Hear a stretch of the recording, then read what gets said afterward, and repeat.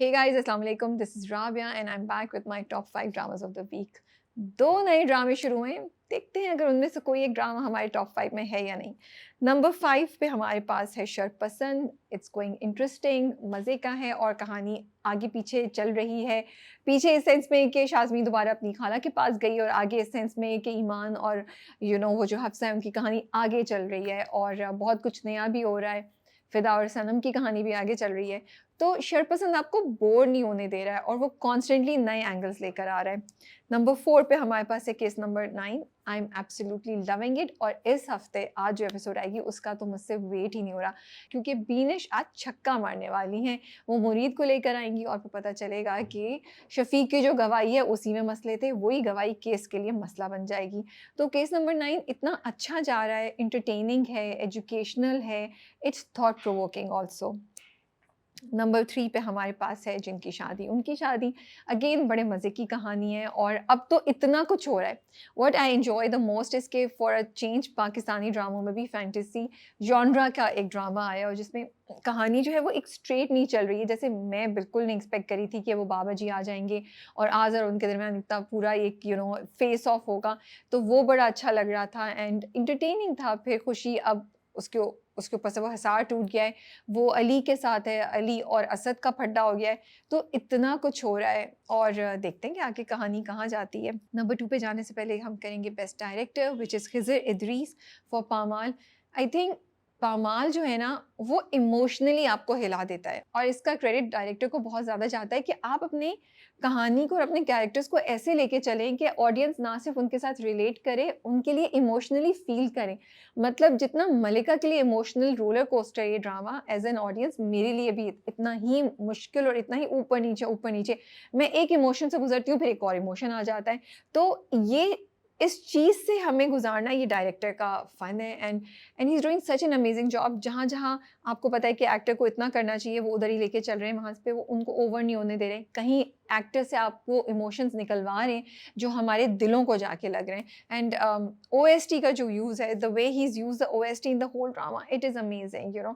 और पेस बड़ी अच्छी है, कहीं आप बोर नहीं हो पा रहे हैं। एक लास्ट चीज़ जो मैं ऐड करना चाहती हूँ कि जो उन्होंने डायरेक्टोरियल पॉइंट ऑफ व्यू से जो सिनेमेटोग्राफिकली उन्होंने जो सीन लिए, जो शूट किया हुआ है सबा कमर को, जब मल्लिका वापस घर आ जाती है, डिफरेंट उनको ना सीन्स में दिखाया कि वो सैड है। फिर एक सीन है जहाँ वो ज़मीन पे लेटी हुई है घास पे और ऊपर से वो शॉट है, that was really really nice. Number 2 पे पामाल है। ये ड्रामा इतना इमोशनल है, I feel it really really touches your heart, it makes you think about so many things. आपको बहुत सी चीज़ें अपने आस-पास होती हुई नज़र आएँगी।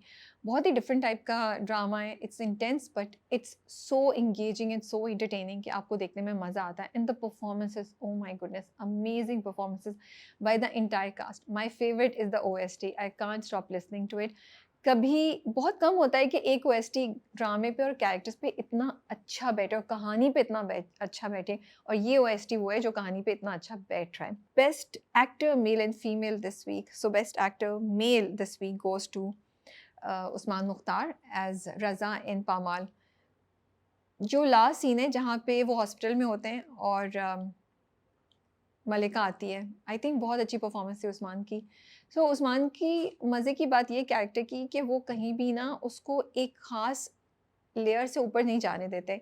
ही is, if you see his character, it's a combination of some emotions which are restrained but then there are some times जब वो इमोशंस को पूरा खुला छोड़ते हैं।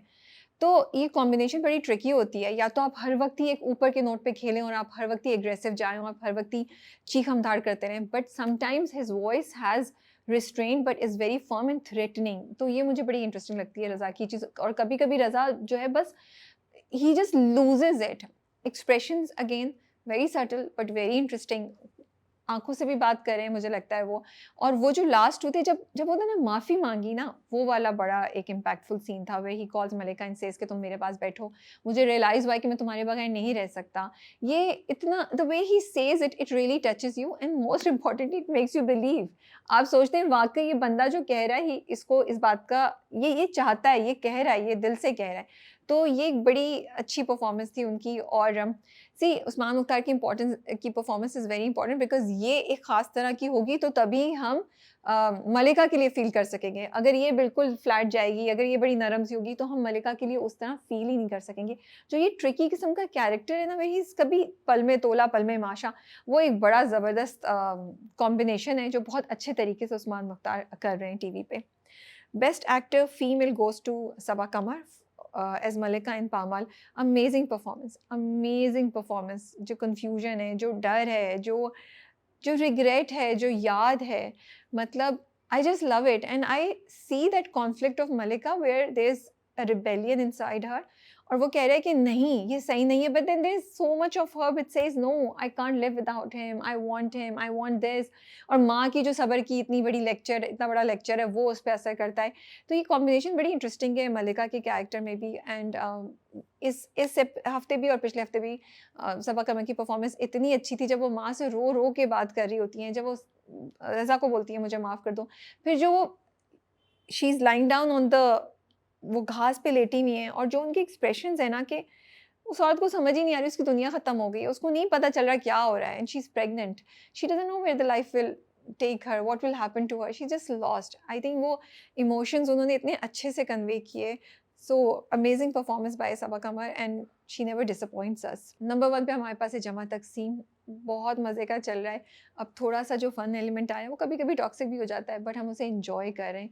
अगेन जमा तकसीम की सबसे अच्छी बात ये है कि वो कहीं भी कन्वर्सेशंस करना बंद नहीं करा। Even in this week it's been so many weeks since it started. Every week जमा तकसीम हमें कोई कोई बात सोचने के लिए और बात करने के लिए देता है और बहुत बहुत कॉन्वर्सेशंस स्टार्ट की हैं जमा तकसीम ने। तो I think that is the best part about it. Again the performances are great and it's always fun to watch it.